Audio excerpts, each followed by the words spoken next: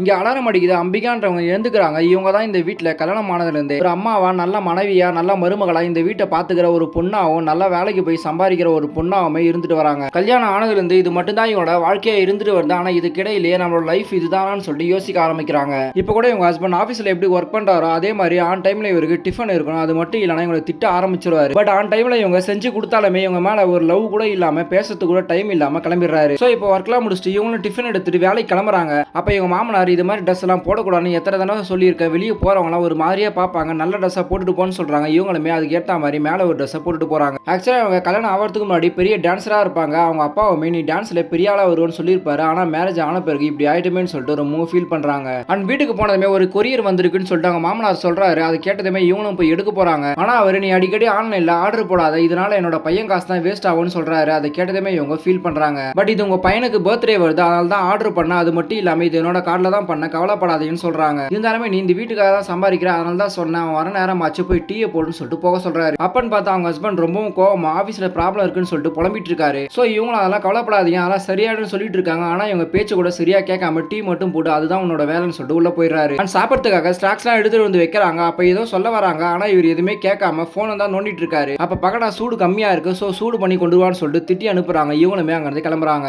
இப்ப நைட்டு தூங்கலான்னு போறாங்க. அப்ப இவங்க ஹஸ்பண்ட் ஒர்க்கை பார்த்துட்டு இருக்காரு. அப்ப இவங்க நான் கத்தக்ல டிகிரி முடிச்சிருக்கேன், ஸோ என்னோட ஜாபை விட்டுட்டு நான் யூடியூப் சேனல் ஆரம்பிச்சு எல்லாருக்குமே டான்ஸை ப்ரொஃபஷனலா கத்து கொடுக்கலான்னு சொல்லிட்டு இருக்கா. அது என்னோட ஆம்பிஷன் சொல்லிட்டு இருக்கா. ஆனா இவர் இப்ப ஜாபை விட்டுட்டு என்ன பண்ண போற, இதெல்லாம் உனக்கு முக்கியமானு சொல்லிட்டு திட்ட ஆரம்பிச்சிடறாரு. பட் இவங்களுக்கு கோவம் வந்து நீங்க மட்டும் உங்களுக்கு பிடிச்ச வேலையை செய்றீங்க, ஆனா நான் மட்டும் செஞ்சா என்ன, கடைசி வரைக்கும் நான் இந்த வீட்டு வேலையை செஞ்சுக்கிட்டு வேலையை மட்டும் தான் பார்த்துட்டு இருக்கணும், என்னோட ஆம்பிஷனுக்காக நான் போராடக்கூடாதுன்னு சொல்லிட்டு ஃபீல் பண்றாங்க. பட் இவர் ஒய்ஃப் நான் இப்படிதான் இருக்கணும், அப்படி உனக்கு இருக்க கஷ்டம் தான், வீட்டுக்கு போயிடுன்னு சொல்லிட்டு திட்டுறாரு. நான் ஏன் வீட்டுக்கு போனா, உங்களுக்காக நான் சமைச்சுக்கிட்டு வேலைக்கு போயிட்டு உங்களுக்கு ஃபினான்ஷியலா ஹெல்ப் பண்றேன், ஆனா என்னோட ஆசையை சொன்னா மட்டும் வீட்டுக்கு போன்னு சொல்லிட்டு மிரட்டிவின்னு சொல்லிட்டு திட்டுறா. ஸோ இந்த பொண்ணுமே இவங்க கிட்ட கேட்டா பொண்ணுங்க என்னமோ அடிமை மாதிரி பேசுவாங்க. ஸோ நம்மளோட லைஃப்பை நம்ம தான் பார்த்துக்கணும்னு சொல்லிட்டு அடுத்த நாள் இவங்களுக்கு பிடிச்ச டான்ஸை ஆட ஆரம்பிச்சு வீடியோ எடுக்க ஆரம்பிச்சிடறாங்க. இந்த சத்தம் கேட்டு மாமனாரும் ஹஸ்பண்டும் வந்து பார்க்குறாங்க. ஆனால் இவங்க பார்த்துமே அந்த டான்ஸை நிறுத்தாம ஆடிட்டு இருக்காங்க. ஒரு பொண்ணு உங்களுக்கு நல்ல மனைவியா இருக்கணும், அம்மாவா இருக்கணும், ஒரு குடும்பத்தை நல்லாவும் பார்த்துக்கணும், வேலைக்கும் போகணும்னு நினைக்கும் போது அந்த பொண்ணுக்குன்னு ஒரு ஆசை இருக்கு. அதை கேட்டு இல்லைனா அந்த பொண்ணே வந்து சொன்னாலும் அதை நிறைவேற்ற ரெடியா இருக்கணும். அப்படி நீங்க ரெடியா இல்லைனா உங்களுக்கு எதுக்கு பொண்ணுன்னு சொல்லிட்டு முடிக்கிறாங்க.